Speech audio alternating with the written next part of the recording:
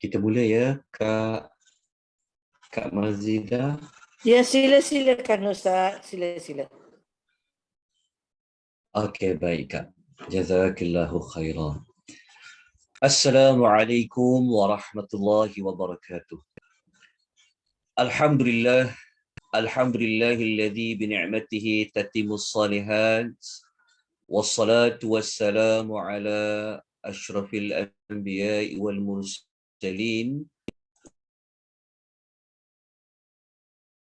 tabi'ahum bi ihsanin ila yaumiddin, amma ba'd. Muslimin dan muslimat, tuan-tuan dan puan-puan rahimani wa rahimakumullah. Alhamdulillah, kita memperbanyakkan pujian kita kepada Allah Subhanahu wa taala. Puji-pujian kita kepada Allah merupakan salah satu daripada bentuk kita berzikir mengingati Allah Subhanahu wa taala. Dalam masa yang sama, kalimah alhamdulillah merupakan sebaik-baik nikmat, merupakan tanda kita bersyukur kepada Allah Subhanahu wa taala. Minggu ini kita dapat bertemu buat kali yang kedua, Isnin, minggu yang ketiga, merupakan satu rahmat yang besar dari Allah, kurniaan dari Allah, hidayah taufik dari Allah. Kita dapat bersama-sama pada pagi ini menambahkan ilmu pengetahuan kita tentang amal-amal yang mempunyai banyak kelebihan. Kita namakan ia dengan fadail a'mal. Jika 2 minggu lepas kita menyebutkan tentang hadis-hadis tentang ancaman mendapat laknat, maka pada pagi ini kita akan mendengar tentang ayat-ayat Al-Quran dan hadis-hadis Nabi yang menggembirakan kita, yang memberikan harapan yang besar kepada kita, yang mana kita akan memberikan tumpuan kepada tajuk keutamaan dan kelebihan kita berzikir kepada Allah Subhanahu wa taala. Moga-moga tajuk ini memberikan impak yang besar dalam hidup kita, yang mana kunci kebahagiaan kita adalah pada mengingati Allah Subhanahu wa taala. Pengisian pada pagi ini saya akan paparkan nota ringkas yang ada saya edarkan kepada beberapa grup WhatsApp. Nota yang bertajuk keutamaan dan kelebihan berzikir. Jadi saya akan paparkan nota dan insya-Allah tuan-tuan dan puan-puan kita merujuk kepada nota yang dipaparkan. Semoga suara saya dapat didengari dengan baik. Begitu juga nota yang saya paparkan ini tuan-tuan dapat melihat dengan baik. Sesiapa yang ingin mendapatkan nota boleh ambil di ruangan chat di dalam Zoom. Jadi sesiapa yang menyaksikan secara langsung di FB page Malaysia Tadabbur Academy, tuan-tuan boleh tinggalkan maklumat tuan-tuan dan puan-puan di ruangan komen. Jadi program kita seperti biasa, ini adalah anjuran Persatuan Wanita Islam Prihatin. Jadi saya yang mewakili Akademi Tadabbur Malaysia hanyalah sebagai salah seorang pembimbing bagi beberapa kelas-kelas yang diadakan oleh Persatuan Wanita Islam Prihatin. Jadi kita mulakan pembukaan tajuk kita pada pagi ini. Marilah sama-sama kita membaca, merenung, memahami, seterusnya mengamalkan. Tajuk yang pertama adalah berkenaan dengan perintah berzikir. Jadi kelebihan berzikir ini sebenarnya apabila kita berzikir, kita sebenarnya menunaikan titah dan perintah dari Allah dan juga dari Rasul. Jadi kelebihan berzikir yang pertama adalah kita ini mengikuti apa yang diperintahkan oleh Allah, apa yang diperintahkan oleh Rasul. Tiada amalan yang besar melainkan kalau kita ikut apa yang disuruh oleh Allah, kita mengikut apa yang diperintahkan oleh Rasulullah sallallahu alaihi wasallam. Jadi ayat rujukan kita yang pertama adalah surah Al-Ahzab ayat nombor 41.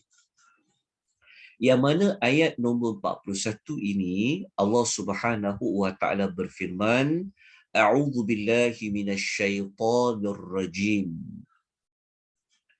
Ya ayyuhalladzina amanu.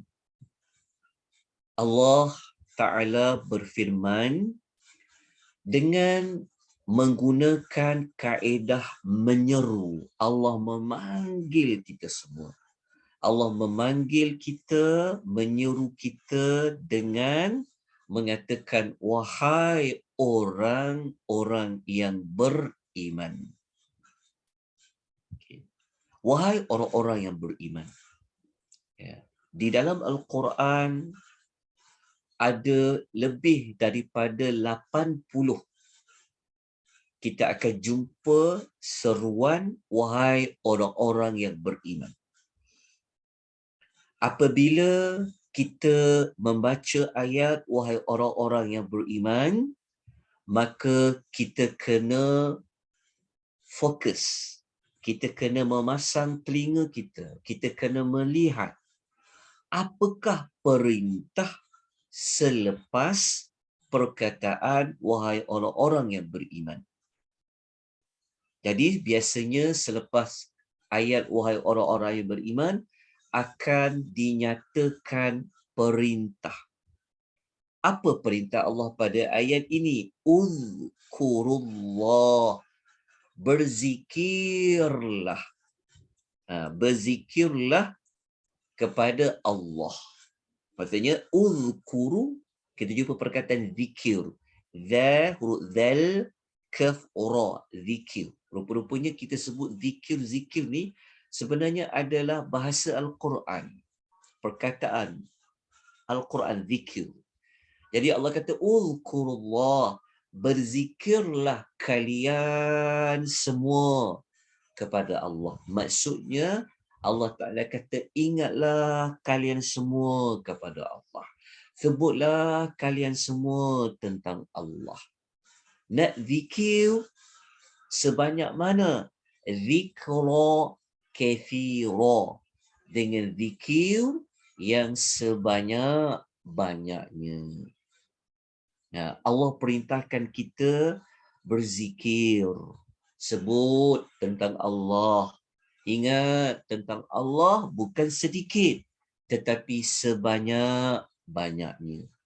Jadi tajuk ini adalah tajuk yang kita hendak bincangkan berkenaan dengan perintah Allah supaya ingat kepada Allah banyak-banyak. Jadi Allah memerintahkan kita supaya ingat kepadanya sebanyak-banyaknya. InsyaAllah nanti kita akan perincikan bentuk-bentuk zikir macam mana.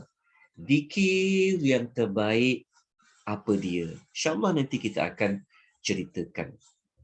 Baik.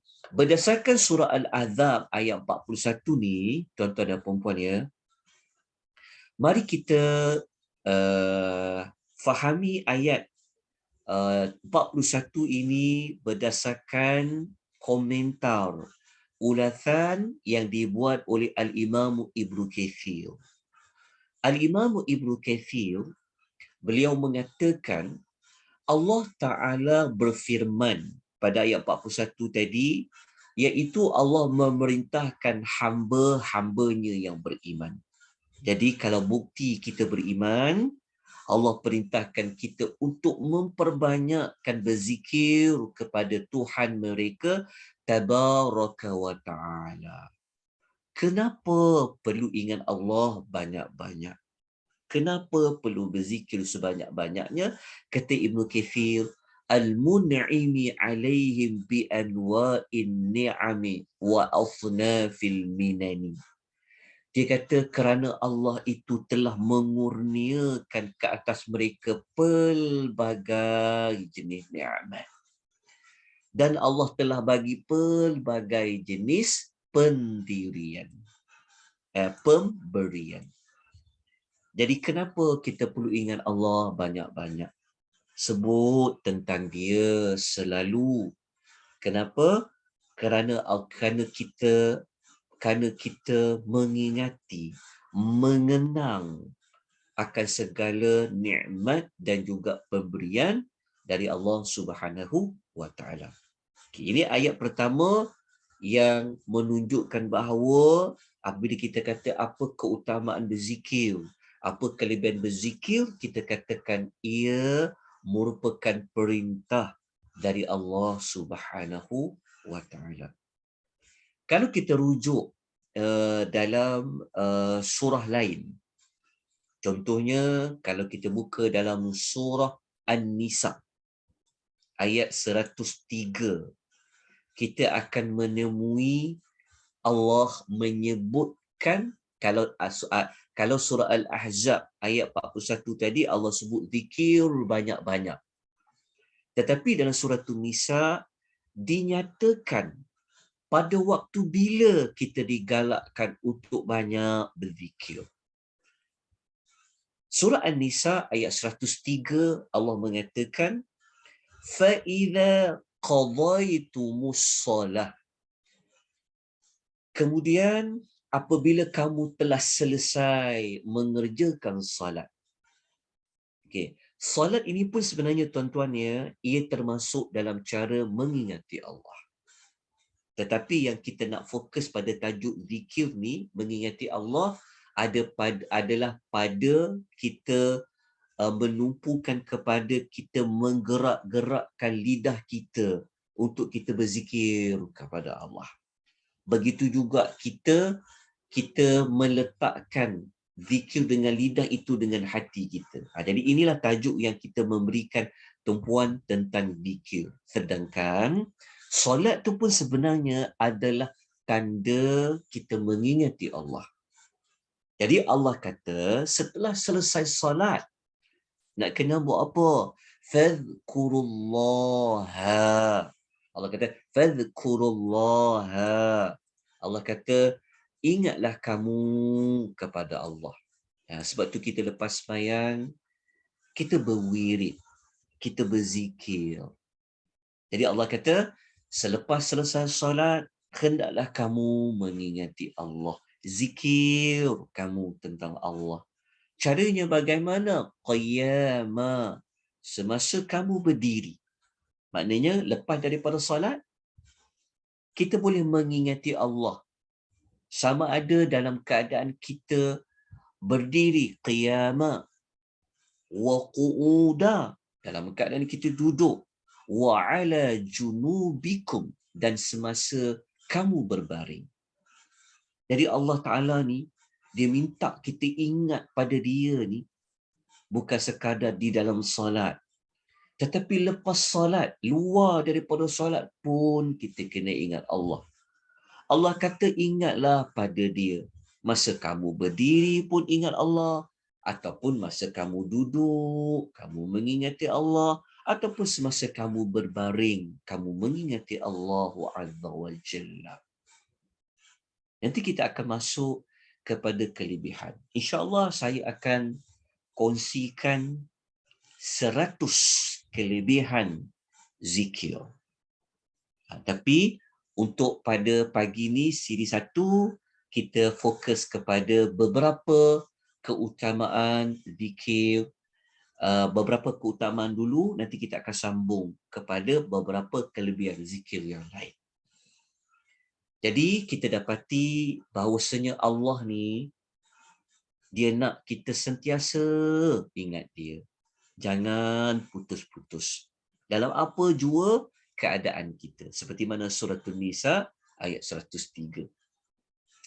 Kemudian ada satu lagi ayat yang Allah menyebut dalam surah Al-Imran ayat 191. Yang mana ayat 191 ni dia panjang, tapi saya ambil kepada apa yang kita nak bicarakan. Jadi kalau dalam nota ni tuan-tuan jumpa 3 titik tu, titik seperti ini bermaksud ayat tu ada lagi dia punya, ada lagi ayat yang selepasnya. Cuma saya potong kerana saya nak fokus kepada tajuk tentang zikir. Jadi Allah Ta'ala berfirman dalam surah Al-Imran ayat 191. الذين يذكرون الله قياما وقعودا وعلى جنوبهم, iaitu orang-orang yang dia berzikir, iaitu dia menyebut dan mengingati Allah semasa mereka dalam keadaan berdiri. Dalam keadaan berdiri, dia sedang tunggu bas ke, dia sedang beratur nak membeli makanan ke, dia sedang beratur nak beratur menunggu satu urusan di kaunter ke, dia berdiri. Boleh dia zikir pada Allah. Ataupun dalam keadaan dia duduk. Dia duduk dalam LRT ke, dia duduk dalam kereta api ke, dalam kereta ke, di atas motor ke, dia duduk di beranda rumah, dia zikir pada Allah.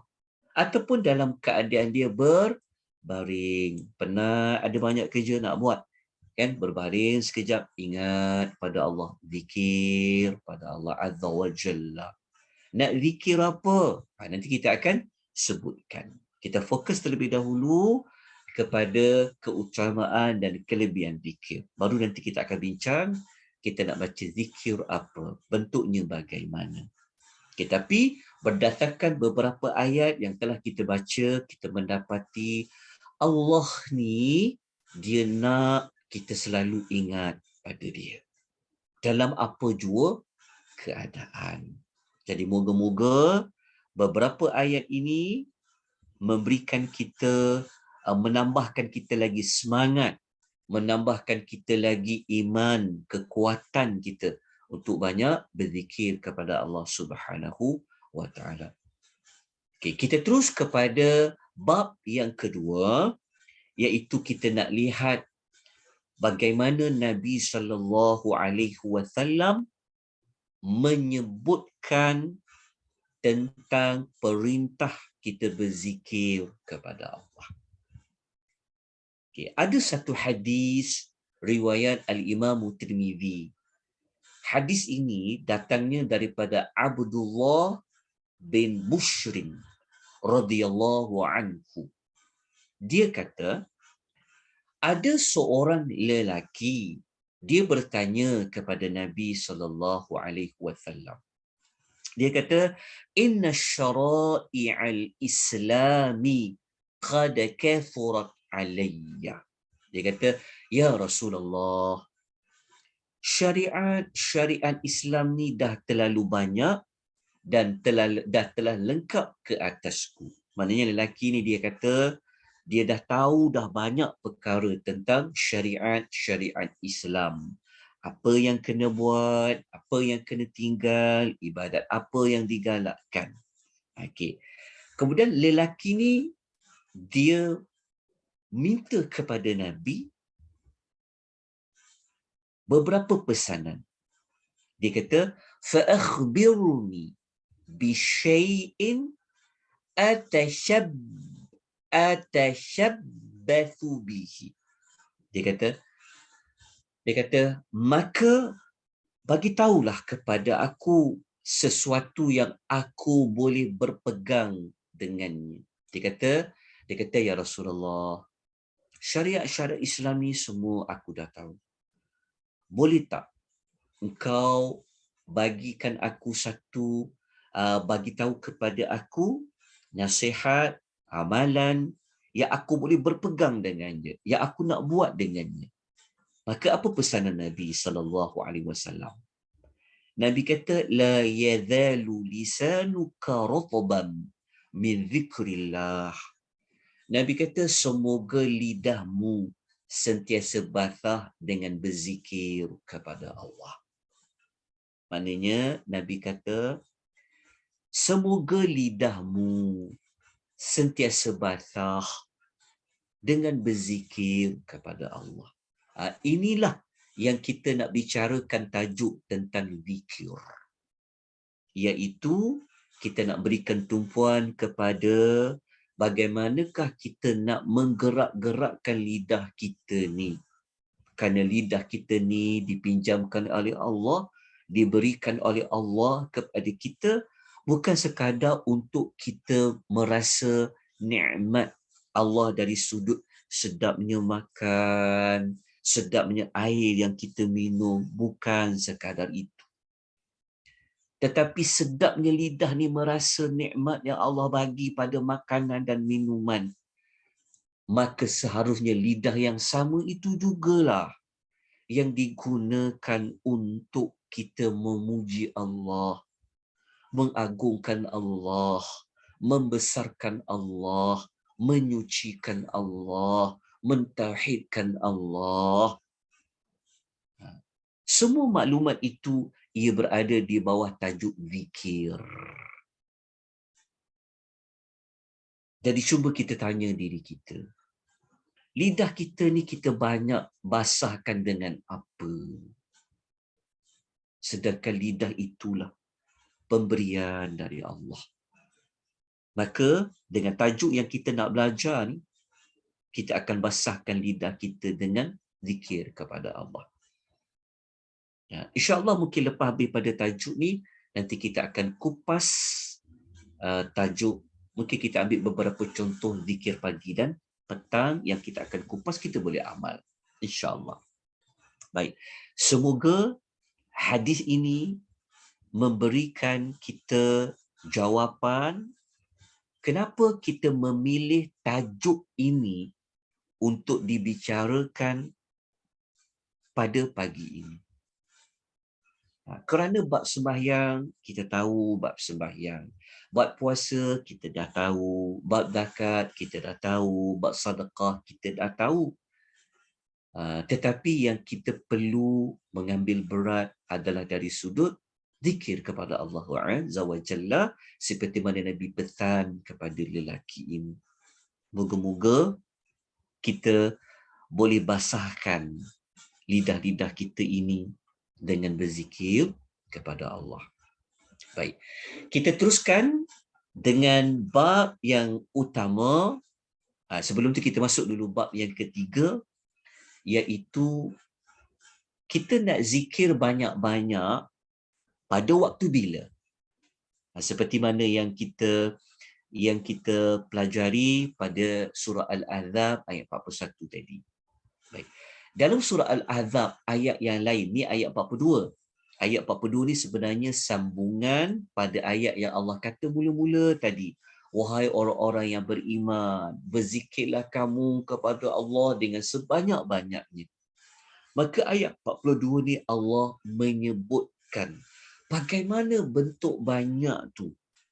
Allah kata wasabbihuhu, dan bertasbihlah kamu kepadanya bukratan wa asila, pada waktu pagi dan pada waktu petang.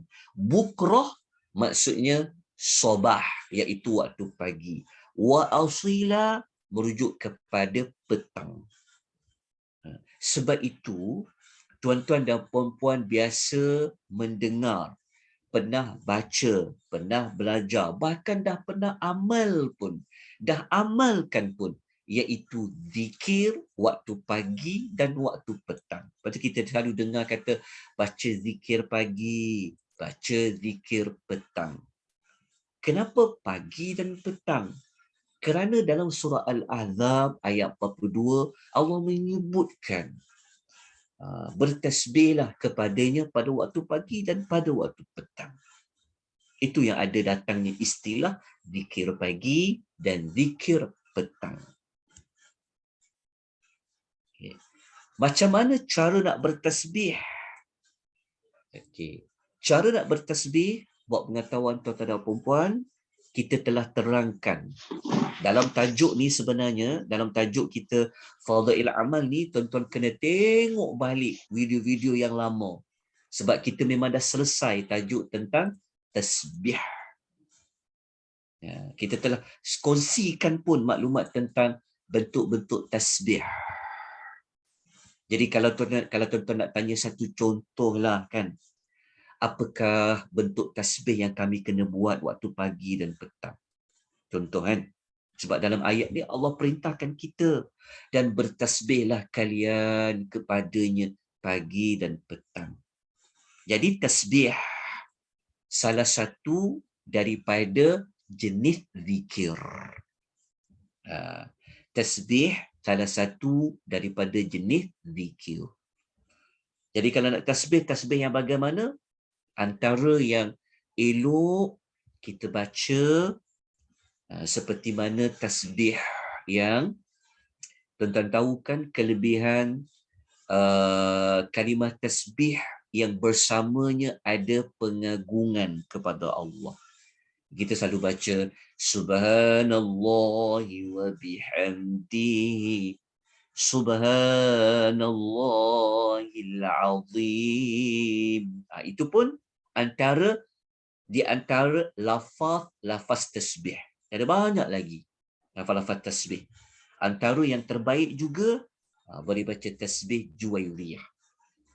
Subhanallahi wa bihamdihi adada khalqihi wa ridha nafsihi wa zinata arshihi wa midada kalimati. Jadi kalau kita nak tahu lafaz-lafaz tasbih, silalah kembali merujuk kepada nota tentang tasbih. Kita dah sebutkan dah sebelum ini. Baik, tak apa, nanti insyaAllah ada waktu, nanti kita akan kongsikan lagi insyaAllah. Baik, kemudian mari kita ambil satu lagi ayat. Dalam surah Rum, ayat nombor 17, Allah mengatakan nak bertasbih bila? Allah kata, Fasubhanallah, maka bertasbihlah kepada Allah. Kita jumpa tasbih, menunjukkan bahawa dalam bentuk zikir kepada Allah adalah bertasbih. Jadi Allah kata, bertasbihlah kepada Allah hina tumsun, semasa kamu berada di waktu malam ni, maksudnya kamu berada berkaitan juga dengan waktu petang. Wahina tusbihun, semasa kamu berada pada waktu subuh. Maknanya pada waktu pagi. Okey. Kalau kita baca ulasan Ibnu Kathir ketika dia mengulas ayat surah Rum ni, ayat 17 ni, dia mengatakan, dia kata, ini merupakan tasbih, iaitu penyucian dari Allah terhadap dirinya yang suci. Maknanya Allah, kalau dia bertasbih, dia menyucikan dirinya. Dalam masa yang sama, ia merupakan petunjuk. Maksudnya Allah nak menunjukkan bagi hamba-hambanya untuk mensucikannya, memujinya pada waktu yang silih berganti. Kenapa sebut malam? Kenapa sebut petang? Kenapa sebut pagi? Sebenarnya Allah nak suruh kita memuji dia, bertasbih, zikir kepadanya silih berganti. Yang menunjukkan kesempurnaan, kekuasaannya dan keagungan pemerintahnya. Iaitu di waktu petang, di saat datangnya malam dengan kegelapan, dan ketika pagi di saat cerahnya siang dengan cahayanya. Maknanya pagi dan petang. Kenapa Allah sebut pagi petang? Sebenarnya Allah nak kita ni berzikir kepadanya tidak putus-putus. Tidak putus-putus. Sebab itu kita tak boleh duduk lama-lama di dalam bilik air, di dalam tandas. Sebab itu kita, apabila kita keluar tandas, Apa doa yang kita baca kalau kita keluar tandas? Siapa ingat? Doa apa yang kita baca sejurus selepas kita keluar daripada tandas? Apa doa yang kita baca? Siapa ingat? Ghufranak. Okey. Kita membaca Ghufranaka. Kita kata keampunanmu. Kita kan perhatikan baik-baik. Lepas kita keluar tandas, kita menyebut, kita minta ampun Allah. Kenapa? Lepas keluar tandas, kita minta ampun. Kita kata Ghufranaka. Keampunanmu ya Allah. Sebab apa? Apa? Apa alasan di sebalik keluar tandas minta ampun? Antara alasannya, hikmahnya kata para ulama, sebab apabila kita berada di dalam tandas, kita memutuskan lidah kita daripada bergerak-gerakkan untuk berzikir kepada Allah. Dalam tandas kita tak berzikir dengan lidah. Kita tak boleh zikirlah subhanallah, alhamdulillah, wala ilaha illallah, Allah akbar, tak boleh. Tetapi kalau kita berhenti zikir, maka kita telah terputus. Sebab itu kita jangan berlama-lama untuk kita berada dalam tandas, kerana kita tak nak kita terputus lama untuk kita mengingati Allah, berzikir. Sebab tu kita minta ampun kepada Allah selepas kita keluar daripada tandas. Okay. Jadi kita dapati bahawa betapa besarnya amal yang berbentuk zikir kepada Allah. Salah satunya tasbih. Tuan-tuan, puan-puan yang Allah rahmati sekalian, kita terus kepada tajuk yang kita nak memberikan tumpuan, iaitu kelebihan zikir. Okay. Kita mulakan nombor 1, apa kelebihan zikir? Kalau kita banyak berzikir, sama ada ketika kita duduk, kita berdiri, kita berbaring, kita berjalan, kan apa kelebihan yang kita dapat? Nombor 1, kita akan dapat keampunan dari Allah. Dalam masa yang sama, Allah memberikan kepada kita syurga. Tuan-tuan, nombor 1 ni pun dah cukup dah. Kalau kita cerita kelebihan zikir yang 1 ni pun dah cukup dah pun sebenarnya. Tetapi Allah Ta'ala nak motivate lagi kita banyakkan zikir, kita akan jumpa nanti banyak kelebihan-kelebihan lain. Kerana jiwa manusia ni, kita memerlukan kepada booster, kita memerlukan kepada yang push diri kita ni, yang paksa diri kita ni, kan dia tolak jiwa kita ni untuk kita jadi rajin berzikir. Maka kita perlu mengetahui apakah ganjaran, balasan yang Allah Ta'ala tawarkan kepada kita. Allah yang tawarkan kepada kita, Allah yang nak beri pada kita, maka kita ambil. Jangan kita buang, jangan kita abaikan. Jadi yang pertama apa? Kalau banyak bertasbih, kalau banyak bertakbir, kalau banyak bertahmid, apa yang kita dapat? Yang pertama, kita mendapat keampunan Allah dan Allah memberikan kepada kita syurga. Kenapa nombor 1 ni kita gabungkan ada 2? Kalau kita pecahkan, sepatutnya nombor 1 keampunan Allah, nombor 2 kita bagi tajuk tentang syurga. Kenapa kita satukan sekali? Kerana dalil ayat Quran yang menyebut kelebihan nombor 1 ni, dia berada pada ayat yang sama. Okey, kita rujuk dalam surah Al-Ahzab ayat nombor 35. Kenapa saya letakkan titik-titik di depan ni? Ini bermakna ada ayat sebelumnya. Ini dah ayat hujung, ayat 35. Tapi ada ayat hujungnya, ada ayat awalnya lagi. Jadi saya terus ambil kepada apa yang kita nak fokus tentang ayat ini. Allah menyatakan a'udzubillahi minasyaitonirrajim wadzakirina Allaha katsira, dan para lelaki yang menyebut nama Allah sebanyak-banyaknya. Jangan lupa ni, dikaitkan dengan sebanyak-banyaknya. Di kalangan siapa? Orang lelaki. Wadzakirat, dan juga orang perempuan. Para wanita. Allah kata, lelaki, zakirin, wadzakirat, dan para wanita. Yang mana mengingati Allah kathira, banyak-banyak. Okay. Apa yang Allah nak beri? A'addallahu lahum. Allah telah menyediakan untuk mereka. Mereka ni siapa? Lelaki yang banyak berzikir, perempuan yang banyak berzikir. Allah kata apa? Pertama, maghfiratan, iaitu dia dapat keampunan.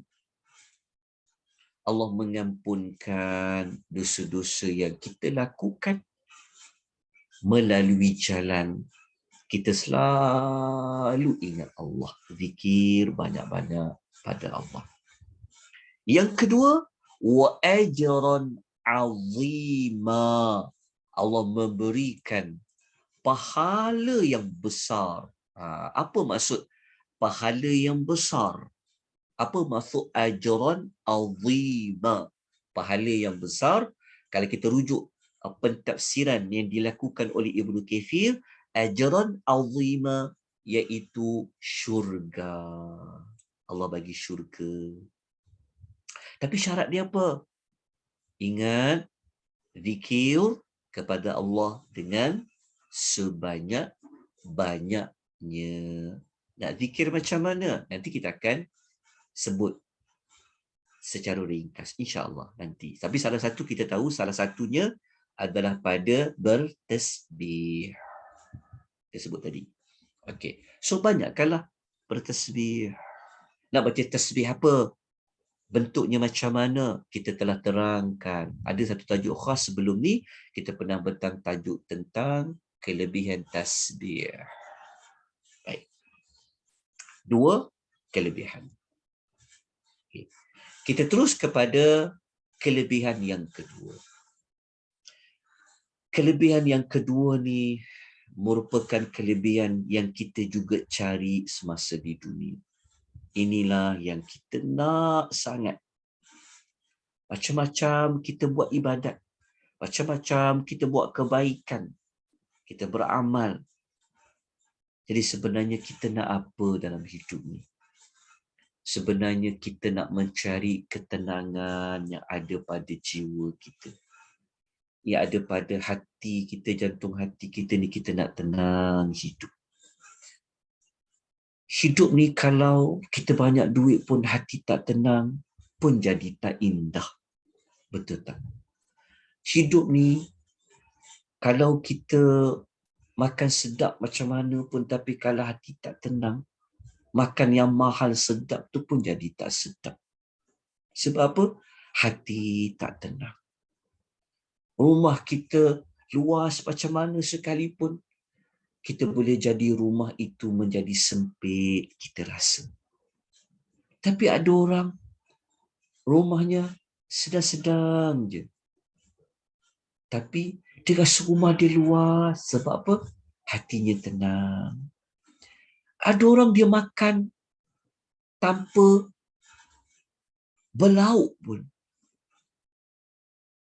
Tetapi hatinya rasa sedap sangat dia makan. Sebab apa? Hatinya tenang. Walaupun dia tidur tanpa tilam yang empuk, tapi dia tidur, senang je dia tidur. Tenang dia.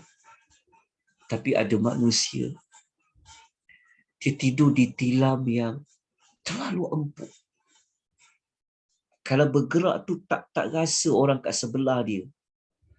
Tetapi dia tak boleh tidur, pusing kanan, pusing kiri, bolak-balik kanan, berbatas hatinya tak tenang.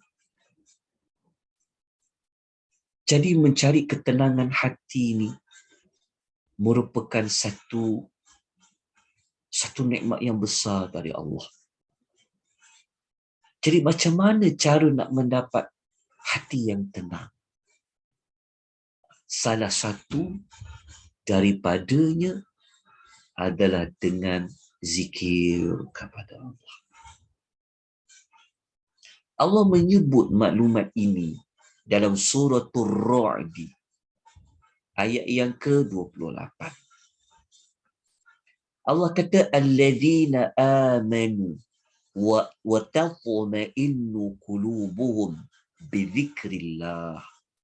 Allah kata orang-orang yang beriman, hati mereka ni akan jadi tenang kalau apa? Zikrillah.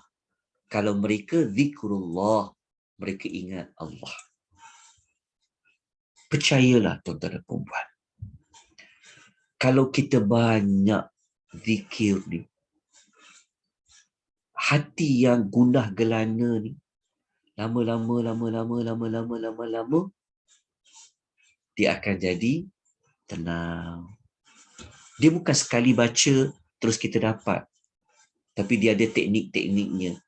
Dia baca, dia faham apa yang dia baca. Cara zikirnya betul, tenanglah hati dia. Lama-lama. Dan Allah yang bagi kita jaminan pemilik hati manusia ini adalah di tangan Allah. Allah boleh bolak balikkan hati kita ni. Sekejap jadi gembira, sekejap jadi sedih, sekejap jadi tenang, sekejap jadi serabut. Hati manusia ini berada di tangan Allah.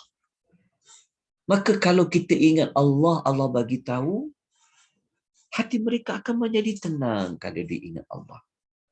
Lepas tu Allah ulang sekali lagi, ala bizikrillah tatma'innul qulub. Allah kata ketahuilah, dengan zikrullah itu hati manusia akan menjadi tenang. Tapi kita kena belajarlah, ya, macam mana zikir yang mana yang patut kita baca, apa makna dia. Dia kalau sekadar kita menyebut dengan lidah tapi tak masuk ke dalam hati, tak sampai apa yang kita zikirkan tu, maka ia kurang memberi kesan pada hati. Tapi kalau kita faham apa yang kita lafazkan, maka insyaAllah Allah janji dah, hati akan jadi tenang. Kita jadi tenang, hati kita jadi tenang. Kenapa? Kenapa hati kita jadi tak tenang? Sebab kita banyak memikirkan selain dari Allah.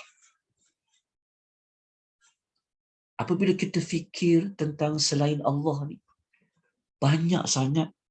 Kita ni bukanlah manusia yang 24 jam kita ingat pada Allah, betul tak? Tetapi kalau terlalu banyak memikirkan benda-benda yang luar pada Allah ni, kadang-kadang menyebabkan itulah hati kita ni kita banyak bawa masuk perkara-perkara yang tak perlu kita bawa masuk. Kita sumbat hati kita. Kita sumbat hati kita ni dengan perkara-perkara yang tak patut kita masuk pada dia. Sedangkan hati ini kita perlu masukkan dia, sumbat dia, penuhi ia dengan apa? Puji-pujian kepada Allah. Masukkan dalam hati tu rasa Allah ni besar. Kita masukkan dalam hati ni, kita rasa bahawa Allah ni lah segala-galanya bagi kita. Kita masukkan dalam hati kita ni mengingati apa? Mengingati tentang apa? Mengingati tentang apa? Keagungan Allah tu. Jadi apabila kita boleh masukkan dalam hati kita ni Allah ni besar, Allah ni agung, maka kita akan nampak benda-benda yang lain itu kecil. Benda-benda yang lain itu tak ada apa-apalah. Jadi itulah di antara sebab mengapa saya pilih tajuk ni, kerana kita ni berada pada zaman yang, yalah, wallahu a'lam lah, kalau bagi saya ni memang memerlukan kekuatan zikir. Kan? Kita mengalami pelbagai perkara dalam hidup ni. Betul tak? Walaupun ada harta, ada duit pun, tapi hati tak tenang. Kenapa tak tenang ni?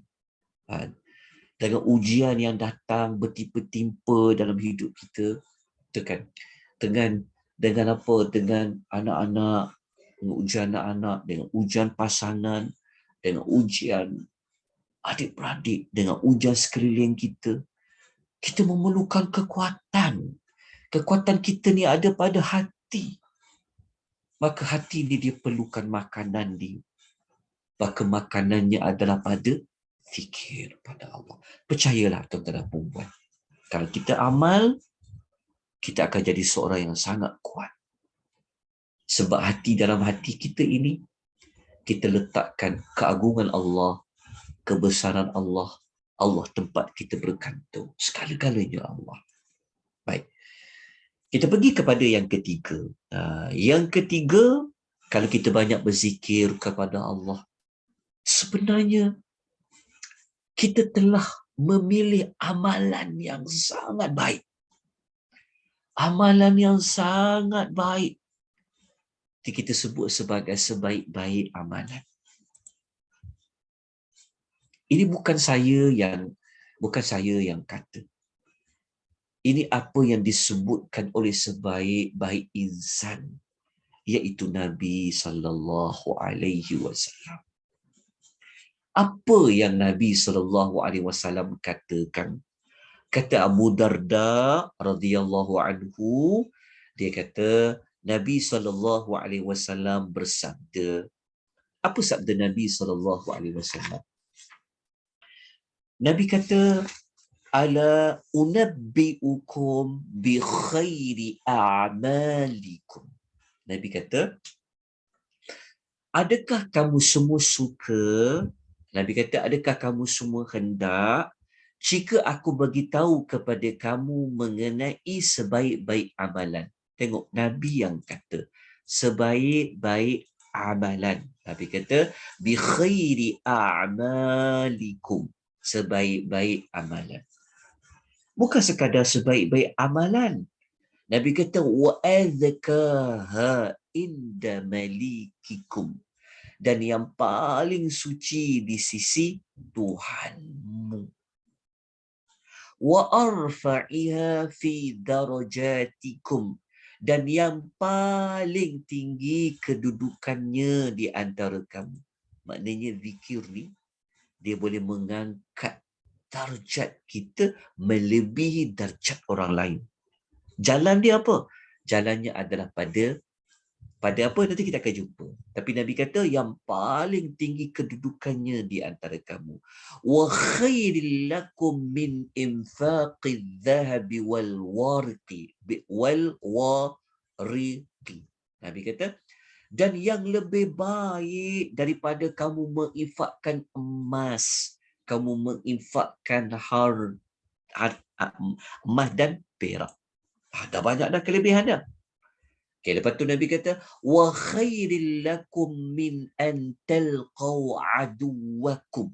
Dan Nabi kata, yang lebih baik daripada kamu bertemu dengan musuh kamu, mereka yang bertemu dengan kamu, lalu kamu memenggal lehernya dan mereka memenggal leher kamu. Banyak tuan-tuan kelebihan kat sini. Cuma saya letak kat sini satu sebab saya ambil yang pertama, iaitu sebaik-baik amalan. Tapi kita boleh tambah.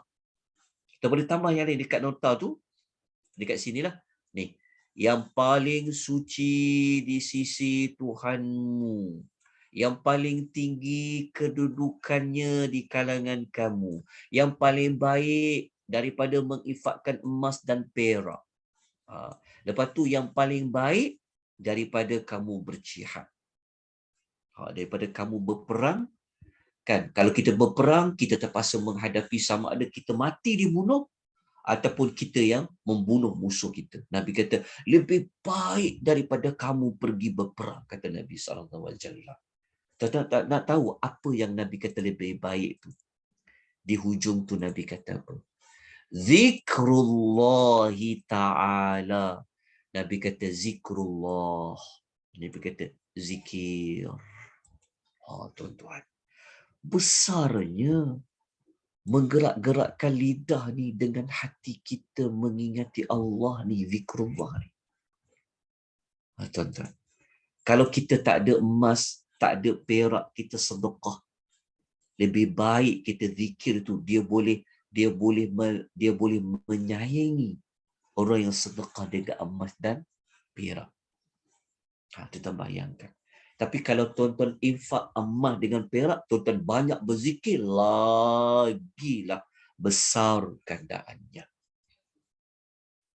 Inilah tajuk Fadail A'mal yang kita kena belajar. Apa kelebihan-kelebihan amal dari sudut zikir yang ni? Kalau kita masih ingatlah, mula-mula dulu, saya rasa kelas yang pertama, ataupun kelas yang kedua, mula-mula kita buat kelas Fadail A'mal. Kalau kita masih ingat, mula-mula dulu, kita pernah bentangkan tajuk tentang 4 kalimah agung. 4 kalimah agung. Kita pernah belajar tajuk tentang kalimah Subhanallah, Alhamdulillah, Allahu Akbar, La ilaha illallah. Kalau kita pernah Ya, ingat, betul Ustaz. Kita pernah datangkan satu cerita benar, ada 3 orang yang baru masuk Islam. Ada 3 orang baru masuk Islam. Abu Talhah, dia jaga 3 orang yang baru masuk Islam. 3 orang yang baru masuk Islam ni, 2 daripadanya mati syahid dalam berperang. Tinggal seorang lagi kawan dia. Daripada 3 orang yang baru masuk Islam ni, 2 daripadanya telah mati syahid dalam peperangan. Kawan dia yang ketiga ni, dia mati bukan dekat medan perang, tapi dia mati di atas katil. Kalau saya tanya tuan-tuan dan perempuan, antara 3 orang ni, siapa antara 3 ni yang darjat dia lebih tinggi di sisi Allah? Adakah mati di atas katil ataupun mati ketika dalam peperangan, mati syahid? Agak-agak siapa antara 3 sekawan tu? Kita pernah dengarkan hadis tu. Okey. Sahabat yang jaga 3 lelaki ni, dia mimpi tau. Dia mimpi bahawa 3 lelaki ni dia mimpi masuk syurga. 3 lelaki ni yang memeranjatkan dia. Lelaki yang mati di atas katil ni, daripada 2 kawan dia yang lain ni, dia berada paling depan di dalam syurga. Kawan dia yang mati kedua dalam peperangan tu, nombor 2. Kawan dia yang mula-mula mati syahid tu berada pada baris yang ketiga. Jadi, sahabat ni, dia rasa macam, kenapa pula yang mati di atas katil tu, dia berada paling ke depan di dalam syurga? Maka para sahabat bertanyalah kepada Nabi sallallahu alaihi wasallam. Maka jawab Nabi sallallahu alaihi wasallam, Nabi kata, apa yang nak dihairankan? Lelaki yang mati di atas katil ni umurnya lebih lama, lebih panjang daripada 2 kawan dia tu. Lepas tu pula, dia ni banyak berzikir, bertasbih, bertahmid, bertakbir. Saya datangkan kisah ni nak menguatkan hadis yang sedang kita baca ni, yang Nabi kata, nak tak aku bagi tahu kepada kamu amal yang paling baik daripada orang yang kejar musuh dia ataupun musuh kejar dia, iaitu zikrullah. Tuan-tuan dan puan-puan, alangkah ruginya Allah beri masa yang ada, umur yang ada, kalau tidak dibasahi lidah itu dengan zikir. Lepas tu kalau tuan-tuan masih ingat, kita dah bentangkan tajuk, kita dah bentangkan tajuk tentang 4 kalimah, kita dah bentang tajuk tentang tasbih. Nanti saya akan buat satu tajuk zikir yang khas tentang la ilaha illallah. InsyaAllah di dalam senarai tajuk yang kita akan pelajari. Okay. Jadi kita terus kepada amalan yang keempat, kelebihan yang keempat. Kelebihan yang keempat pada zikir ini adalah Allah memberikan. Ni dalam yang keempat ni sebenarnya dia ada 4. Kelebihan yang keempat ni dia ada 4 kelebihan. Apa dia? Yang pertama adalah Allah memberi kepadanya as-sakinah. As-sakinah ni sebenarnya dia adalah ketenangan. Lepas tu Allah mengurniakan rahmat. Lepas tu Allah memberikan puji-pujian dari Allah. Allah yang puji. Lepas tu pula yang keempat dilingkungi oleh para malaikat. Dilingkungi oleh para malaikat. Dalam kelebihan keempat ni ada 4. Saya tak pecahkan jadi 5, 6, 7 dan 8 kerana maklumat yang keempat ni dia berada dalam satu hadis. Sebab tu saya letakkan kelebihan keempat ni, dalam keempat ni ada 4 pecahan kelebihan dia. Okay. Ia berdasarkan hadis riwayat Muslim yang Nabi SAW bersabda seperti ini. Apa Nabi sabda? Nabi SAW mengatakan, tidaklah duduk mana-mana kaum yang dia berzikir kepada Allah. Maksudnya ni secara ramai-ramai. Maksudnya Nabi kata, tidaklah ada mana-mana kaum yang dia duduk, dia berzikir kepada Allah. Melainkan mereka yang duduk beramai-ramai berzikir kepada Allah itu akan dilingkungi oleh para malaikat. Maknanya malaikat datang, malaikat kepung. Kalau mereka akan mengelilingi orang yang berzikir itu, kemudian dia akan meletakkan sayap-sayapnya, dilingkungi oleh para malaikat. Kemudian kata Nabi SAW, wa ghasyiyatuhumur rahmah. Dia akan diselubungi dengan rahmat Allah. Rahmat Allah turun mencurah-curah kepada mereka. Lepas tu yang ketiga, turun ke atas mereka itu as-sakinah, iaitu ketenangan. Ketenangan ni, kalau tuan-tuan masih ingat lagi, kita pernah bentangkan tajuk kelebihan Al-Quran. Kita pernah bentangkan tajuk kelebihan Al-Quran. Nanti tengok balik nota di dalam folder tajuk Fadail kelebihan beramal, nanti ambil tajuk kelebihan Quran.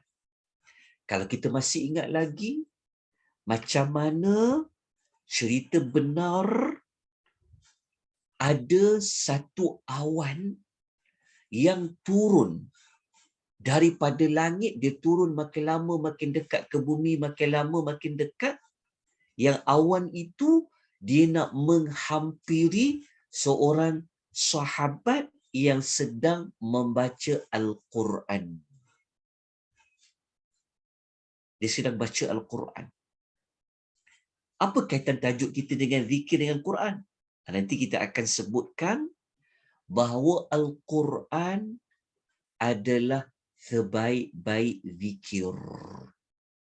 Maknanya kalau kita kata nak zikir kepada Allah ni yang terbaiknya apa? Kita kata adalah membaca Al-Quran. Bahkan Al-Quran ni dia lebih baik daripada pengucapan subhanallah. Lebih baik daripada ucapan alhamdulillah. Lebih baik daripada ucapan la ilaha illallah. Sebab dia baca Quran. Okey. Ada kaitan dengan zikir. Okey. Jadi, sahabat yang sedang baca Quran, dia tengok ada satu kumpulan awan yang makin lama makin turun, makin lama makin turun. Dia nak turun dia nak turun dekat dengan dia. Tetapi sahabat ni dia takut. Dia cepat-cepat berhentikan bacaan dia, dia bergegas lagi keluar daripada situ. Kes ini sebenarnya pada keesokan paginya dia mengadu kepada Nabi. Dia cerita apa yang berlaku. Jawapan Nabi, ingat tak? Nabi kata, lah, awan yang turun tu sebenarnya itulah ketenangan. Yang dalam awan itu ada malaikat yang turun. Kata Nabi SAW. Nabi kata, kalau kau terus bacalah ayat Quran tu, sampai pagi, nescaya orang-orang lain akan nampak awan yang turun bersama dengannya malaikat. Sebab tu ketenangan ni dia adalah makhluk Allah. Maka ketika mana-mana kaum yang dia berzikir kepada Allah, maka akan turun ke atas mereka itu as-sakinah, iaitu ketenangan. Dan yang menarik lagi, Allah Ta'ala menyebut mereka di kalangan makhluk yang ada di sisi. Maknanya Allah Ta'ala memuji manusia yang ada kat muka bumi itu. Dia ramai-ramai berkumpul, dia berzikir kepada Allah. Maka Allah Ta'ala pun pujilah manusia-manusia yang duduk berzikir kepada Allah tu di sisi para malaikatnya. Allah puji. Oh, Haji ni sekian-sekian baik orangnya. Ni Hajah ni Datin ni Datuk ni ini orang ni. Allah puji. Tengok hamba-Ku tu. Tengoklah malaikat hamba-Ku. Allah pemuji. So ada 4 kelebihan bagi orang yang berduduk berzikir kepada Allah.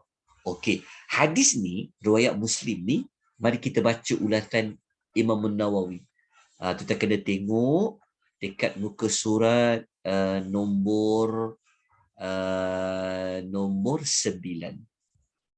Al-Imam Nawawi dia ada mengulas hadis yang kita baca yang ada yang kelebihan nombor 4. Dalam nombor 4 tu ada 4 lagi kelebihan tu. Al-Imam Nawawi dia ada menerangkan hadis tu sebenarnya zikir tentang apa. Tengok dia kata. Dia kata hadis tadi tu sebenarnya Al-Imam Nawawi dia letak di bawah tajuk bab kelebihan berkumpul untuk membaca Al-Quran dan juga berzikir.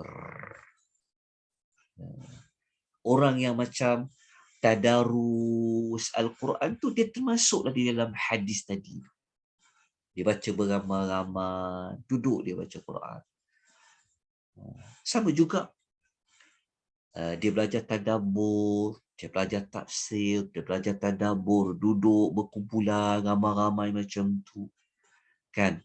Sebelum nak baca tafsiran ayat, ada seorang baca, lain dengar, lepas tu diulas dia. Dia termasuk dalam bab berkumpul ni, membaca Al-Quran dan berzikir. Al-Imam Nawawi dalam Riyadhus Salihin, dia letak hadis yang kelebihan keempat tu di bawah tajuk apa tau? Dia kata bab kelebihan kelompok atau kumpulan zikir dan digalakkan untuk berada di dalam kumpulan itu dan ditegah memisahkan diri dari kumpulan itu tanpa sebarang keuzuran. Maksudnya contoh, kalau kita tengok ada satu kumpulan ni, dia duduk tadarus ke, ataupun dia baca Quran, dia belajar tajwid ke. Jadi kita digalakkan masuk sekali berada di dalam kumpulan itu. Kenapa? Kerana yang 4 kelebihan tadi itu. Jadi ini juga termasuk dalam kumpulan zikir. Di bawah tajuk kelebihan berzikir. Baik. Saya nak kita terus pergi baca satu lagi hadis, boleh tak tuan-tuan dan puan? Kita baca satu lagi hadis akhir ni sebelum kita tangguhkan pengisian kita pada pagi ni. Tuan-tuan tengok hadis muka surat nombor 8. Kita baca terjemahan dia terus ya. Baca terus terjemahan dia dekat sini. Okey. Ini tentang kelebihan zikir. Dekat mana kelebihan zikir tu? Kita tengok. Okey. Kata Abu Sa'id Al-Khudri, okey. Dia kata macam ni. Dia sahabat Nabi. Dia kata suatu hari Muawiyah ni sahabat juga. Okey, Muawiyah radhiyallahu anhu dia keluar, lepas tu dia pergi, ada satu kumpulan orang yang sedang berhimpun di dalam masjid. Dia lepak-lepak dalam masjid tu. Dia duduk dalam masjid. Ada satu kumpulan duduk dalam masjid. Lepas tu Muawiyah pun tanya dekat diorang, korang yang duduk-duduk dalam masjid ni beramai-ramai ni, korang buat apa? Dia tanya. Sebab orang dulu ni mereka tak suka duduk-duduk, nak sembang-sembang kosong. Dalam masjid pula tu. Kadang-kadang kita duduk dalam masjid kan, duduk kadang-kadang kan lepas habis kuliah ke tak ada program, kadang-kadang duduk dalam masjid, kadang-kadang sembang bab dunia yang banyak. Jadi Muawiyah tanya, korang buat apa kat sini ramai-ramai ni? Lepas tu mereka sahabat pun jawab, kami duduk kat sini nak berzikir kepada Allah Azza wa Jalla. Maksudnya mereka kata, kami duduk kat sini, kami nak mengingati Allah. Kami nak zikir kepada Allah. Lalu Muawiyah pun jawab balik. Dia kata, oh, demi Allah, tidak ada yang menyebabkan kamu duduk di sini melainkan berzikir kepada Allah Ta'ala saja. Kita kena faham, berzikir ni ingat Allah. Maksudnya, mungkin kumpulan tu, dia sedang baca Quran ke, mungkin dia sedang bincang-bincang tentang perkara agama ke, bincang tentang dakwah, bincang tentang program-program yang boleh bawa dekat kepada Allah, tak apa. Lepas tu Muawiyah ni dia tanya sekali lagi. Dia nak minta kepastian. Dia kata, betul ya, demi Allah, kamu ni duduk kat sini bukan sebab lain melainkan nak zikir kepada Allah kan? Mereka jawab, iya. Lepas tu Muawiyah kata, demi Allah, tidak ada yang menyebabkan kami duduk. Macam ni. Para sahabat dia jawab selepas Muawiyah tanya betul-betul. Betul ya, kamu duduk dekat sini demi Allah ya, kamu duduk kat sini betul-betul bukan nak buat benda lain, mereka nak berzikir kan? Mereka pun jawab, iya, demi Allah, tidak ada yang menyebabkan kami nak duduk dalam masjid ni ramai-ramai macam ni, melainkan untuk berzikir kepada Allah Azza wa Jalla. Lepas tu Muawiyah pun, dia pun menyambung lagi percakapan dia. Dia kata, sesungguhnya aku ni bukanlah suka-suka nak minta kamu bersumpah kerana sesuatu dugaan yang meragukan kepada kamu semua. Maknanya Muawiyah ni dia kata, aku ni bukanlah nak minta kamu sampai kena bersumpah di atas sesuatu yang aku ragukan kepada kamu. Dan tiadalah seseorang itu yang sama kedudukannya denganku yang paling sedikit meriwayatkan hadis daripada Nabi SAW. Maksudnya, Muawiyah ni sebenarnya dia kata, aku ni bukan apa. Dia kata, aku ni bukan suka-suka nak tanya kamu soalan kenapa kamu duduk kat sini, kenapa perlu menegaskan kamu duduk kat sini. Dia kata, sebab apa tau? Sebab dekat bawah tu dia cakap. Dia kata, sesungguhnya Rasulullah SAW dulu, dia pernah datang kepada orang yang berhimpun macam kamu berhimpun ni. Tuan faham tak maksudnya? Maksudnya Muawiyah ni, dia nak ulang kembali apa yang Nabi pernah tanya kepada sahabat-sahabat Nabi yang pernah berkumpul dalam masjid. Nabi tanya soalan yang sama. Jadi Muawiyah tanya soalan tu sebenarnya soalan yang sama yang Nabi pernah tanya kepada sahabat-sahabat lain. Kenapa Nabi tanya? Kerana dekat belakang tu ada jawapan dia. Lah sekali lah, kita baca ringkasan dia. Kerana kata Nabi, Jibril telah datang kepada aku bagi tahu bahawasanya Allah berasa bangga di atas perbuatan itu dan kebanggaan itu ditunjukkan kepada para malaikat. Maknanya Nabi nak bagi tahu. Dan Muawiyah pun sampaikanlah balik maklumat yang sama yang Nabi pernah cakap. Maknanya Nabi ni dia tanya betul-betul kepada sahabat, korang kat dulu kat sini buat apa ni? Korang buat apa ni? Jadi para sahabat kata berzikir, maka Nabi pun menyampaikanlah berita baik. Yang mana Allah Ta'ala suka sangat.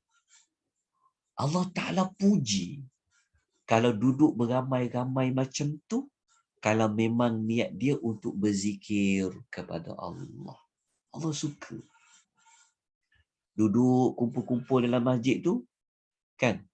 Zikir pada Allah. Allah suka.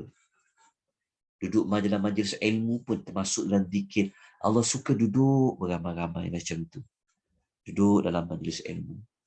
Belajar Al-Quran contoh. Itu termasuk dalam bab zikir kepada Allah. Maknanya duduk melepak-lepak berhimpun kan dalam masjid tu. Kalau zikir tak apa. Kelebihan zikir. Tapi kalau buat benda lain, cerita semata-mata hal duniawi, maka ia tidak digalakkan, tak disukai oleh Allah Azza wa Jalla. Melainkan dengan zikir. Jadi kita dah belajar, alhamdulillah, berapa kelebihan? Kita dah belajar 4 kelebihan. Di dalam 4 kelebihan tu ada 4 lagi kelebihan. InsyaAllah nanti kita akan sambung keutamaan dan kelebihan zikir siri yang kedua. Dan kita akan belajar nanti dalam nota ni, kalau baca terlebih awal, saya ada nyatakan sampai saya ada bawa sampai 9 kelebihan zikir kan. Nanti saya akan tambah lagi sehingga menjadi 100 kelebihan zikir. Seperti mana yang ditulis oleh Al-Imam Ibnul Qayyim Al-Jawziyah. Nanti saya akan senaraikan yang lebihan-lebihannya pada siri kuliah yang akan datang. Supaya dalam banyak-banyak amal soleh kita adalah dengan kita menggunakan lidah kita, iaitu memperbanyakkan zikir kepada Allah Subhanahu wa Ta'ala. Jadi tuan-tuan dan puan, rahimani wa rahimakumullah. Okey, apabila kita sebut tentang zikir, dia ada bentuk-bentuknya. Doa termasuk dalam zikir juga. Baca Quran termasuk dalam zikir juga. Tetapi para ulama dia susun. Para ulama susun. Baca Al-Quran lebih baik, lebih afdal daripada kita bertasbih, bertahmid. Macam tu. Okey. Lepas tu para ulama susun pula. Okey, bertasbih, bertakbir, bertahmid lebih baik daripada doa. Macam tu pula. Kita kan sebelum ni kan pernah, kita dah belajar tajuk tentang doa. Cuma nota kelebihan doa saya belum sempat siapkan lagi. Tapi kita dah belajar dah. Kelebihan doa, 2 siri Lepas tu kita belajar tajuk waktu dan tempat dan doa yang mustajab pun kita dah belajar. Jadi kalau dalam banyak amal, kalau contohnya kita ada pilihan amal kan, nak baca Quran banyak ke, nak ambil masa baca Quran ke, atau nak ambil masa banyakkan tasbih, tahmid, takbir? Jawapan dia yang paling afdal, baca Quran. Baca Quran. Contoh. Tapi kalau perempuan dia memegang kepada pendapat orang yang uzur, orang yang dah tahid tak ada baca Quran, dia nak kena buat apa?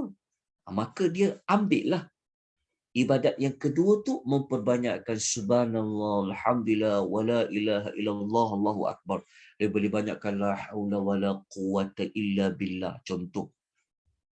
Okey. Lepas tu pula, antara nak berdoa dengan nak berzikir, memuji Allah tu mana lebih afdal?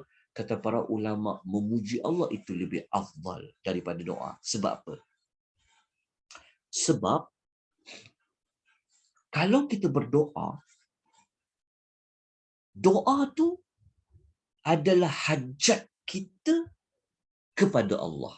Maksudnya kepentingan diri kita kepada Allah. Allah suka doa. Kita jangan rendahkan ibadat doa. Oh, doa ni ibadat yang tinggi. Cuma ada beza darjat amal. Kenapa kita kata tasbih lebih afdal daripada berdoa? Kenapa kita memuji Allah, alhamdulillah, alhamdulillah, lebih mulia dari doa? Kerana kita sebut tadi, kalau doa ni doa hajat kita terhadap Allah. Tapi kalau kita memuji Allah, dia tak ada kepentingan kita.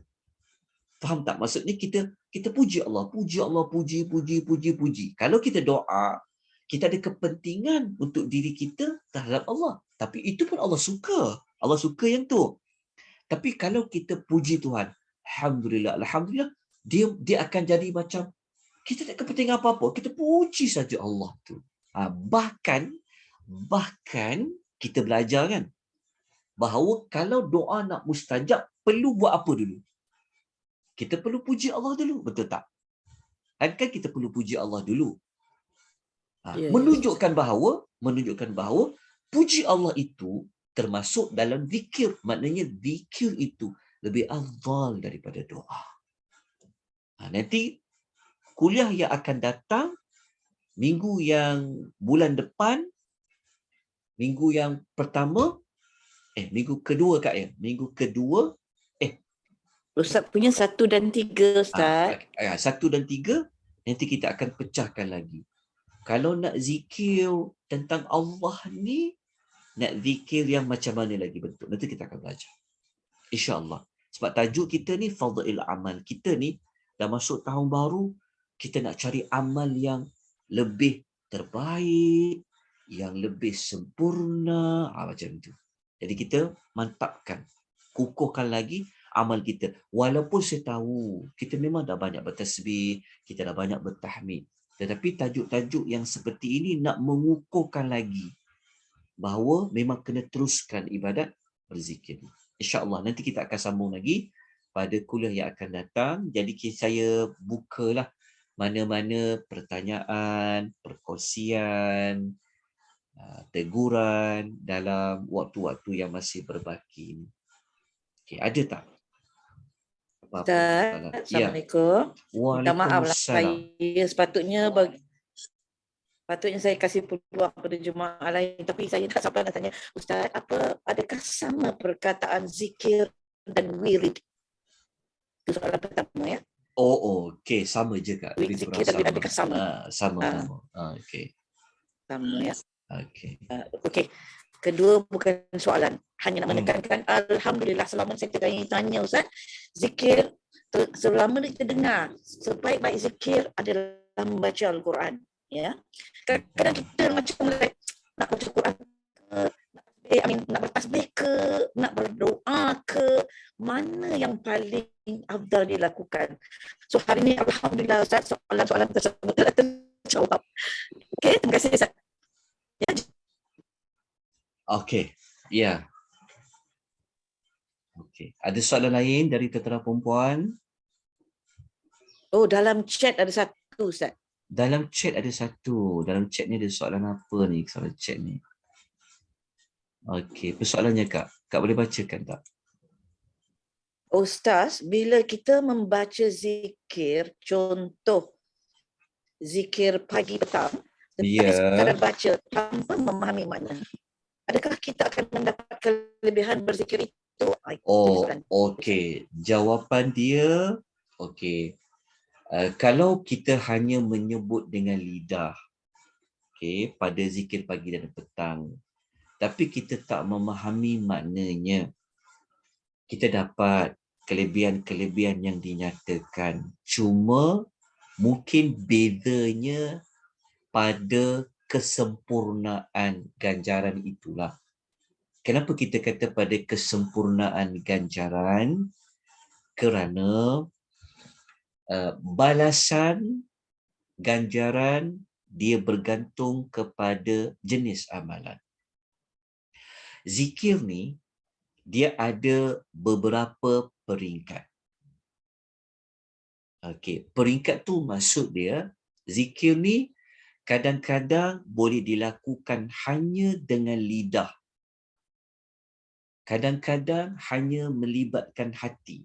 Lidah kita tak gerak tapi hati kita boleh berzikir. Dan kadang-kadang lidah dengan hati bersamaan. Jadi mana yang paling terbaik? Okey. Yang paling terbaik ialah berzikir dengan lidah ni dia bergerak dan dia bersamaan dengan hati. Itu yang paling terbaik. Maksudnya contoh kalau saya baca, saya gerakkan lidah saya kata Subhanallah, Subhanallah, Subhanallah. Hati saya ni memahami bahawa ucapan tadi tu saya mengatakan bahawa Allah Ta'ala ni dia jauh daripada memiliki sifat kurang, sifat lemah, sifat-sifat yang tak layak bagi Allah. Allah ni sempurna sangat. Itu pada hati. Jadi kalau mulut menyebut bersamaan dengan hatinya memahami, menghayati, maka ini adalah zikir yang paling terbaik. Zikir yang bawah sikit adalah dengan hati saja. Maknanya mulut kita tak gerak. Orang tak nampak pun kita berzikir. Tapi dalam hati kita ni, dia ingat kalimah subhanallah, alhamdulillah. Dia ingat kalimah la ilaha illallah. Dia ingat dalam hatinya. Dia diam je. Itu darjat zikir yang kedua. Dengan hati saja. Dan darjat yang paling bawah sekali, darjat yang ketiga, iaitu lidah ni dia sebut tapi hatinya tiada. Itu yang paling rendah sekali. Contoh kita kata, macam kita duduk baca zikir pagi petang, satu contoh kita kata Bismillahilladzi la yadurru ma'asmihi syai'un fil ardi wala fis sama' wa huwas sami'ul alim. Mulut kita sebut je tapi hati kita, pemikiran kita dia tidak mengikuti, tak memahami apa tu bismillahilladzi la yadurru ma'asmihi syai'un fil ardi wala fis sama' wa sami'ul alim. Itu adalah darjat yang paling bawah sekali. Okey, jelas? Okey. Okey, soalan kedua. Zikir Aha. pagi petang surat tu okey ke Ustaz? Okey. Zikir al-maksurat pagi petang tu, ia wallahu alam, dapatan saya ia adalah disusun oleh Al-Imam Hasan Al-Banna. Okey, al-ma'thurat bermaksud yang diambil dari Al-Quran, daripada hadis dan juga daripada athar. Itu dipanggil al-ma'thur. Jadi banyaknya ma'thur, ma'thurat. Kalau nak ambil zikir pagi petang, boleh ambil dalam kitab Al-Adhkar Al-Imam An-Nawawi pun boleh. InsyaAllah kalau nak, nanti kita boleh belajar dalam pengisian kita. Kita boleh kupas satu persatu. Zikir ini apa, zikir ini. Bagus juga. Lanjutan daripada tajuk kelebihan zikir. Baik. Soalan seterusnya, Ustaz. Assalamualaikum, Ya. Ustaz. Salam. Bolehkah seseorang itu berzikir menggunakan teknik tertentu? Contohnya zikir nafas. Zikir nafas. Saya Wallahu pun alam. tak faham, Ustaz.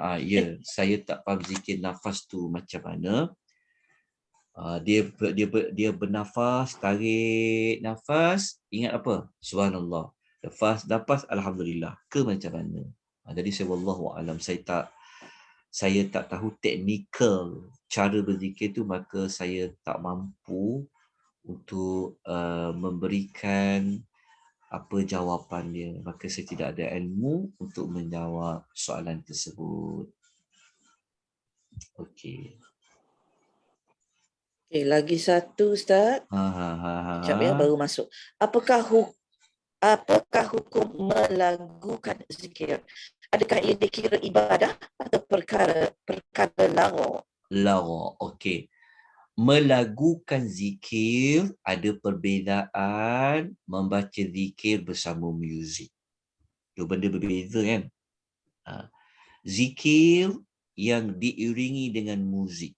Ada zikir-zikir yang dia nak beristighfar tapi diiringi dengan muzik. Memanglah sedih sebab dengan muzik, tapi bukan sedih kepada makna zikir yang kita baca. Ini yang jadi, yang perlu ditinggalkan lah. Ada kadang-kadang zikir yang diiringi dengan bunyi-bunyian.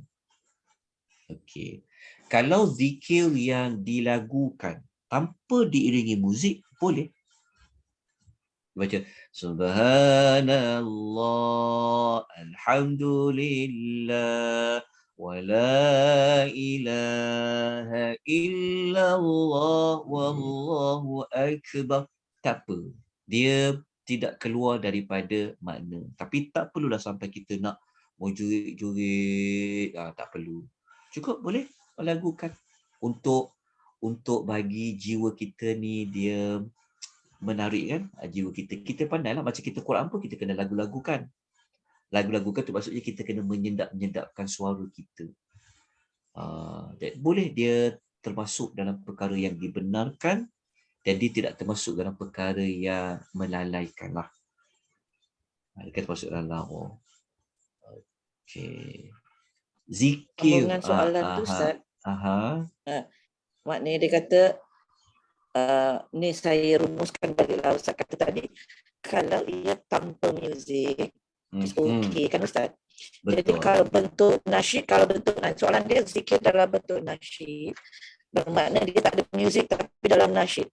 Adakah kita consider dia as ibadah juga Ustaz? Itulah apa yang kita fahami pada nasyid tu. Nasyid, okey. Kita tidaklah membincangkan tentang hukum penggunaan bunyi-bunyian ataupun alat muziknya. Hukum ni panjang.